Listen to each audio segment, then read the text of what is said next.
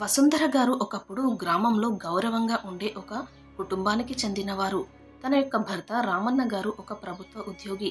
ఇద్దరూ కలిసికట్టుగా ఇద్దరు పిల్లల్ని పెంచారు. పెద్దవాడు విహారి, చిన్నది రమ్య. విహారి చదువులో చాలా తెలివైనవాడు. వసుంధరాదేవి పిల్లల యొక్క అన్ని కోరికలు తీరుస్తూ వారిని బాగా చదివించింది. ఇంట్లో చీరలు అమ్ముతూ పిల్లల్ని చదివించింది. రామన్న గారు మృతి చెందిన తర్వాత ఆమె బలం తన పిల్లలే అనుకుని బ్రతికింది. కష్టపడి కూతురికి ఎంతో కట్నమిచ్చి పెళ్లి చేసింది. తర్వాత విహారికి ఉద్యోగం వచ్చింది. తన ఆఫీస్లో ఉండే సీనియర్ ఆఫీసర్ కుమార్తె శ్రావణితో వివాహం జరిగింది. వాళ్ళిద్దరూ హైదరాబాద్లో సెటిల్ అయ్యారు. వివాహం తర్వాత శ్రావణి తన అత్తగారిని ఎంతో గౌరవించేది. కానీ ఆ గౌరవం రోజులు పెరుగుతున్న కొద్దీ తగ్గిపోతూ వస్తుంది. అయితే ఒకరోజు విహారి తన తల్లి దగ్గరికి వచ్చాడు ఊరికి, తన భార్యతో పాటు. ఇద్దరూ ఎంతో దిగాలుగా ఉన్నారు. ఏమైంది అంత దిగులు పడుతున్నారు అని అడిగింది వసుంధరమ్మ. అప్పుడు విహారీ చెప్పాడు, ఏం చెప్పాలమ్మా, హైదరాబాద్లో రెంట్లు కట్టలేక చాలా అవస్థలు పడుతున్నాము. ఎంతెంత రెంట్లు ఉన్నాయో. కానీ మనకంటూ ఒక సొంత ఇల్లు ఉంటే ఎంత బాగుంటుందో. ఓనర్స్ బాధలు మనకు తప్పుతాయి. కానీ ఇల్లు కొనాలి అంటే మా దగ్గర అంత డబ్బులు సరిపోవడం లేదు. లోన్ తీసుకున్నాము, అయినా సరిపోవడం లేదు. అదే ఇప్పుడు ఏం చెయ్యాలా అని ఆలోచిస్తున్నాం అన్నాడు. అయ్యో అవునా అన్నది ఆ తల్లి. తన దగ్గర కూడా ఏమీ డబ్బులు లేవు. అలా ఆలోచిస్తూ కూర్చుంది. అప్పుడు విహారీ అన్నాడు, అమ్మా, అయినా నువ్విక్కడ చెల్లికి పెళ్లి అయిపోయింది కదా, నాన్నగారు లేరు. నువ్వు ఒంటరిగా ఇక్కడ ఉండి ఏం చేస్తావు? మాతో పాటు హైదరాబాద్కి వచ్చేయి, అక్కడ ముగ్గురం కలిసి ఉందాం. అయినా నీకు చేత కావడం లేదు. ఒక్కదానివి ఎందుకు ఇలా? నేనేమన్నా పరాయివాడినా? నా దగ్గరికి వచ్చి ఉండవచ్చును కదా అన్నాడు. లేదు నాన్న, నాకు ఇక్కడే ఉంటాను. నాకు పెళ్ళై ఎన్నో సంవత్సరాల తర్వాత కూడా ఇక్కడే ఉంటున్నాను. ఇది నాకు అలవాటు పడ్డ ఊరు. ఇక్కడ మనుషులు, ఈ ప్రకృతి నాకు చాలా ఇష్టం. ఇక్కడే ఉంటాను అన్నది. లేదమ్మా, మాకు నేను మాతో ఉంచుకోవాలి అని ఉంటుంది కదా. మేము ఉద్యోగాలు మానేసి ఇక్కడికి రాలేం కదా, కాబట్టి నువ్వే వచ్చేయి అంటాడు.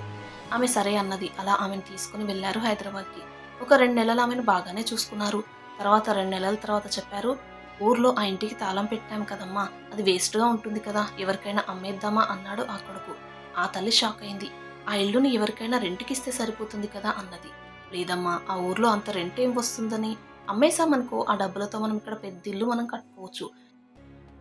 ఈ రెంటింట్లో ఉండడం కంటే. అయినా అక్కడ మళ్ళీ మనం వెళ్ళి ఉండేదుందా ఏంటి అన్నాడు. అది కాదురా, అది మీ నాన్న జ్ఞాపకంగా ఉన్న ఇల్లు. మీ నాన్న ఎంతో కష్టపడి కట్టాడు.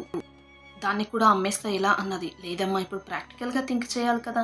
అక్కడ ఎవరు ఉండనప్పుడు దాన్ని ఏదో జ్ఞాపకం కోసం అంటూ సెంటిమెంట్ల కోసం దాన్ని ఉంచడం ఎందుకు? అదే అమ్మేసి ఆ డబ్బులతో మనకి ఇక్కడ వచ్చే లోను ఈ రెండూ కలిపి పెద్ద ఇల్లు వచ్చేస్తుంది కదా. అప్పుడు మనకంటూ ఒక సొంత ఇల్లు ఉంటుంది అని తన తల్లిని విహారీ కన్విన్స్ చేశాడు. దానికి ఆ తల్లి అయిష్టంగానే ఒప్పుకుంది. అలా ఆ ఇంటిని అమ్మేసి తన పేరు పైన ఇక్కడ కొత్త ఇంటిని కాస్త లోన్ పెట్టి తీసుకొని కట్టుకున్నాడు విహారీ. ఇక అప్పటి నుంచి మెల్లిమెల్లిగా కోడలి ప్రవర్తనలో మార్పు రావడం మొదలైంది. మొదట్లో తన అత్తగారితో మంచిగా ప్రవర్తించిన ఇప్పుడు చిన్న చిన్నగా సూటిపోటి మాటలు అనడం స్టార్ట్ చేసేసింది. అత్తమ్మ, మీరు ఊర్లో ఎలా ఉండేవారో నాకు తెలియదు, కానీ ఇది సిటీ లైఫ్ కదా. మీరు ఈ సిటీ లైఫ్కి తగ్గట్టుగా ఉండాలి, మోడర్న్గా ఉండాలి, మాట్లాడడం కూడా చాలా పద్ధతిగా మాట్లాడాలి అంటూ మొదలుపెట్టింది. అంతే, ఆ విధంగా ఆ రోజు నుంచి వసుంధర గారు చిన్న చిన్న మాటలు, సూటిపోటి మాటలు వినడం ఆ రోజు నుంచి ఆమెకు మొదలైంది. ఆ రోజు నుంచి ఒకరోజు వసంత గారికి బాగా దగ్గు పెరిగింది. రాత్రిళ్ళు దగ్గు ఆగడం లేదు. కొడుకుకు చెప్తే ఏదో దగ్గుమంది తెచ్చించాడు. కానీ ఆమె దగ్గు తగ్గలేదు. అప్పుడు శ్రావణి బెడ్రూమ్లో నుంచి బయటికి వచ్చి గట్టిగా అంది, అత్తయ్య, మీరు ఎప్పుడూ ఇలా దగ్గుతూ ఉంటే మాకు నిద్ర ఎలా పడుతుంది? మేము మా పనులు చూసుకొని అలసిపోయి నిద్రపోతూ ఉంటే ఆ నిద్రను మీరు పోనివ్వకుండా ఉంటే మా ఆరోగ్యం ఏం కావాలి అంటూ అంది. విహారి మౌనంగా చూసి, అమ్మా, బిల్డింగ్ క్రింద గదిలో పడుకో అమ్మా, అక్కడ నువ్వు బాగా నిద్రపోవచ్చును. ఇక్కడైతే నువ్వు కూడా ఇబ్బంది పడతావు, మాకు ఇబ్బంది అవుతుంది అన్నాడు. ఆ తల్లి మౌనంగా రోధించింది. అప్పటి నుండి వసుంధర గారు మౌనంగా ఆ క్రింద గదిలో పడుకొని ఉంటున్నారు. ఇంట్లో కోడలికి ప్రతి పనిలో సహాయం చేస్తూ ఉండేది. గిన్నెలు తోమేది, ఇల్లు ఊడ్చేది, అలా ప్రతి పనిలోనూ ఆమెకు సహాయం చేస్తూ ఉండేది. కానీ ఆమె మౌనం ఒక్కొక్కటిగా అవమానంగా మారిపోతూ ఉంది. కోడలు శ్రావణి ఇంట్లో పలు రకాల వంటలు చేసేది. అవన్నీ తన భర్తకు, పిల్లలకు తానే తినేది.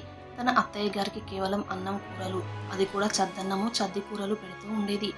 అవన్నీ గమనించినా కూడా వసుంధరమ్మ మౌనంగానే ఉండిపోయింది. వసుంధర ఎంతో బాధపడేది. కనీసం ఇంట్లో మనిషిగా నన్ను చూడడం లేదు. నా కొడుకైనా ఎందుకు ఇలా చేస్తున్నావు? అమ్మకేం పెడుతున్నావు? అసలు తనేం తింటుంది అని నాతో మాట్లాడే పరిస్థితి లేదు. తన భార్యతో, పిల్లలతో మాట్లాడడానికే తనకి సమయం సరిపోతుంది. అమ్మా, తిన్నావా? ఆరోగ్యం ఎలా ఉంది అంటూ రోజులో ఒక్క 5 నిమిషాలు, రోజంతలో 5 నిమిషాలు మాట్లాడడానికి కూడా ఆ సమయం ఆ కొడుకుకి ఉండదు. ఒకరోజు వసుంధర గారికి చాలా దగ్గు ఎక్కువైంది. ఆ కోడలు మళ్ళీ చద్ది అన్నం తెచ్చి ఇచ్చింది. అప్పుడు వసుంధర గారు భయపడుతూనే అడిగింది, శ్రావణి, నాకు దగ్గుగా ఉందమ్మా. ఈ అన్నం తింటే ఇంకా ఎక్కువగా దగ్గు అవుతుంది. కాబట్టి రొట్టె ఉంటే ఇస్తావా అంది. అప్పుడు శ్రావణి చాలా గట్టిగా అరుస్తూ, ఇంట్లో మేము ఏముంటే ఏం తింటే అదే పెడుతున్నాము. అయినా ఇప్పుడు మేమేమైనా రొట్టెలు చేసుకొని నీకివ్వడం లేదనుకుంటున్నావా ఏంటి? నాకు ఆరోగ్యం బాగాలేదు. ఇప్పుడు ఈవిడకు రొట్టెలు చేసి ఇవ్వాలంట అంటూ గట్టిగా అరుస్తుంది. అప్పుడు విహారీ లోపల నుంచి వచ్చి ఏమైంది అడిగాడు. చూడు మీ అమ్మగారు నన్ను ఎంతగానం తిడుతున్నారు. నేనంటే తనకి రోజు అన్నం పెడుతూనే ఉన్నానట. రొట్టెలు చేయడం లేదట. నా ఆరోగ్యమే బాగాలేదు. మీకు తెలుసు కదా. మీ అమ్మగారు ఎలా అంటున్నారో చూడండి. నేను అయినా ఎన్ని రకాల టిఫిన్స్ చేస్తూనే ఉంటాను కదా అంటూ ఏవేవో చెప్పింది. దాంతో విహారీ కోపంతో అన్నాడు, అమ్మా ఏంటిది? ఏదుంటే అది తినవచ్చు కదా. తనకే ఆరోగ్యం బాగాలేదు. అయినా నువ్వు ఆ రొట్టె 2 గంటలు తింటావు. నీకు దాన్ని తినడానికే సరిగ్గా రాదు. ఎవరైనా అంతసేపు తింటారా? ఓకే, అన్నం తినరాదా అంటాడు. అలా ఆ ఇంట్లో తనని తిట్టడానికే మాట్లాడడం తప్పించి తనతో ఆప్యాయంగా పలకరించే మాటలే లేకుండా పోయాయి. తనకు ఒక స్నేహితురాలు మాత్రం ఉండేది. అక్కడ వాళ్ళు అప్పుడప్పుడు పార్కులో కలుస్తూ ఉండేవారు. ఒకరోజు ఆ స్నేహితురాలు అంది, మేం చార్ధామ్ యాత్రకు వెళ్తున్నాం, నువ్వు వస్తావా అని. అప్పుడు ఆమె, తనకు తన కోడలు కొడుకు పంపించరని తెలుసు, అందుకే నేను రాను అన్నది.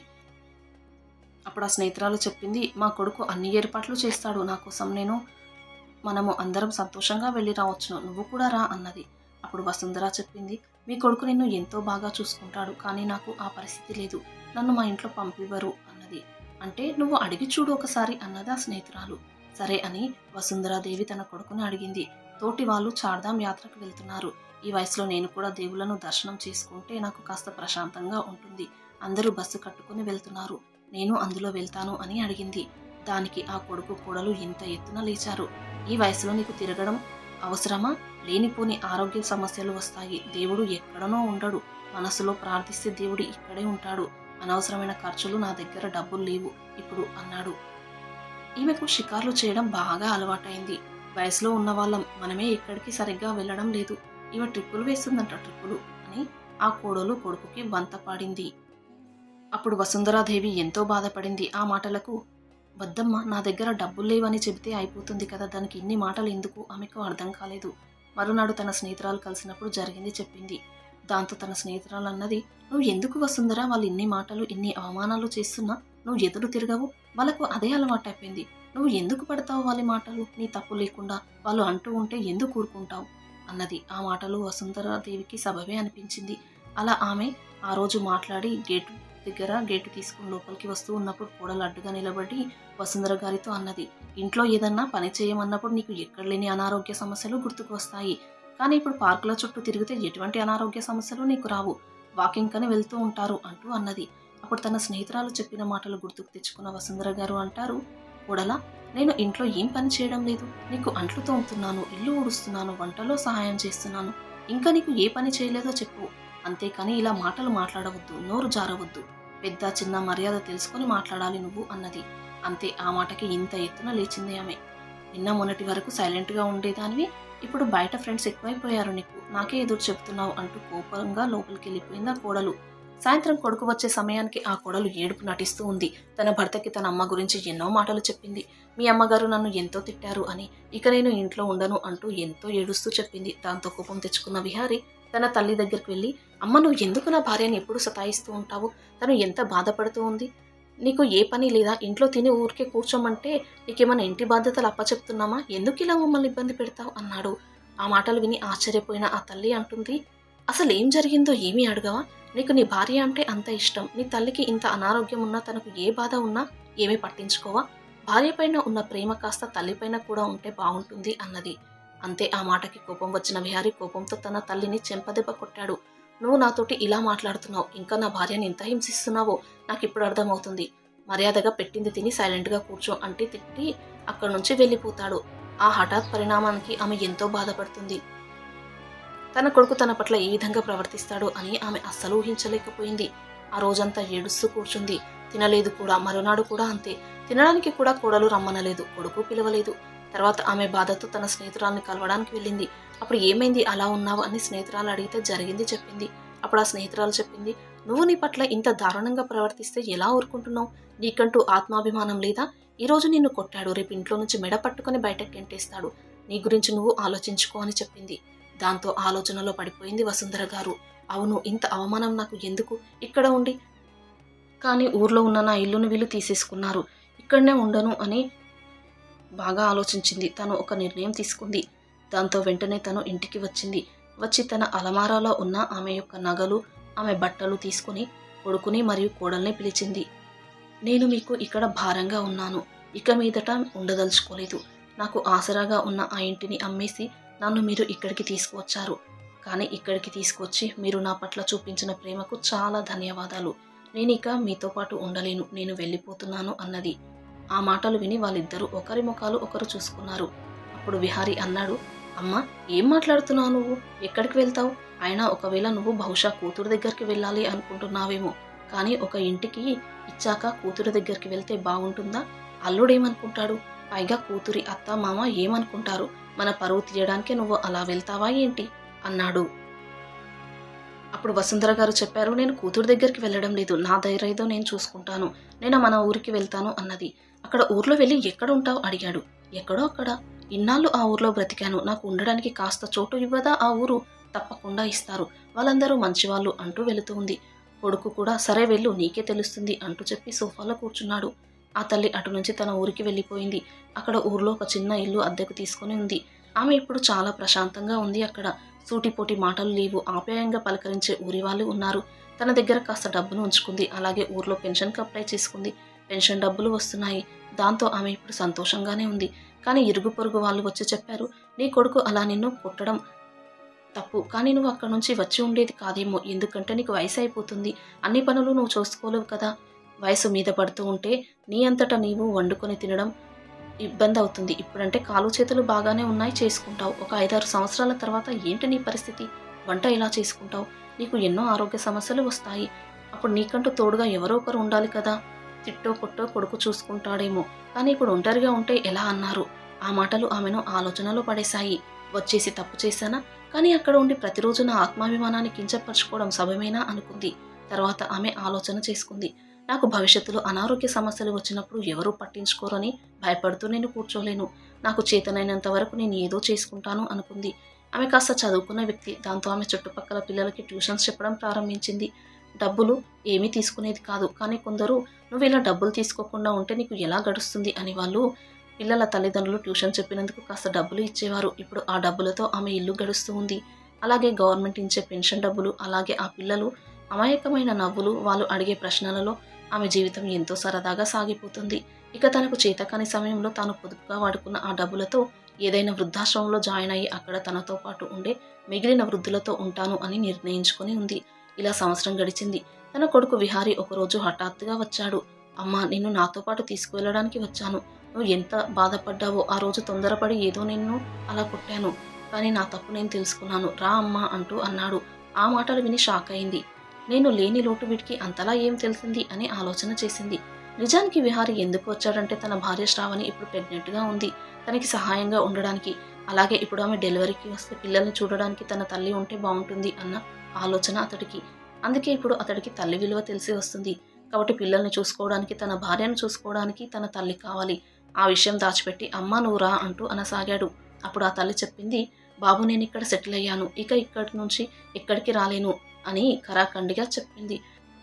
అప్పుడు ఆ కొడుకు అన్నాడు, అమ్మా నువ్వు ఇంక అదే మనసులో పెట్టుకున్నావు, నన్ను క్షమించు, దయచేసి నాతో రా అంటూ ప్రాధేయపడుతున్నాడు. అప్పుడు ఆ తల్లి చెప్పింది, బాబు నువ్వు ఇంతలా అడుగుతున్నావు, సరే చేసిన తప్పేదో చేశావు, నేను నిన్ను క్షమించాను, నీ గురించి ఏమీ మనసులో పెట్టుకోలేదు, కానీ నేను ఇక ఎప్పటికీ అక్కడికి రాలేను. మీకు నన్ను చూడాలనిపిస్తే మీరు నా దగ్గరికి రండి, చూసి వెళ్ళండి, అంతే తప్పించి నేను రాను ఇక అని ఖరాఖండిగా చెప్పింది. సరే అమ్మా, ఇంత బ్రతిమలాడుతున్నా నువ్వు రావడం లేదు అంటూ అతడు అలిగినట్టుగా బయటికి నడిచాడు. ఒకవేళ అలా అలిగి వెళ్తూ ఉంటే తన తల్లి తనతో పాటు వస్తుందేమో అని ఎదురు చూస్తూ ఉన్నాడు. తన తల్లి పిలుపు కోసం డోర్ బయట, కానీ ఆ తల్లి అసలు పిలవడం లేదు. అప్పుడు అర్థమైంది అతనికి తన తల్లి మనసు ఎంత విరిగిపోయింది అని. విరిగిన మనసు అతుక్కోదు అని అప్పుడు అతడికి అర్థమైంది. మరి వసుంధరాదేవి గారు చేసిన పని కరెక్టే అంటారా? లేదా ఆమె ఇంకా ఎటువంటి నిర్ణయాలు తీసుకోవచ్చునో మీకు తోచిన సలహా మీరు కామెంట్స్లో తప్పకుండా తెలియజేయండి. వీడియో నచ్చితే ప్లీజ్ లైక్ చేసి సబ్స్క్రైబ్ చేయండి. Thanks for watching.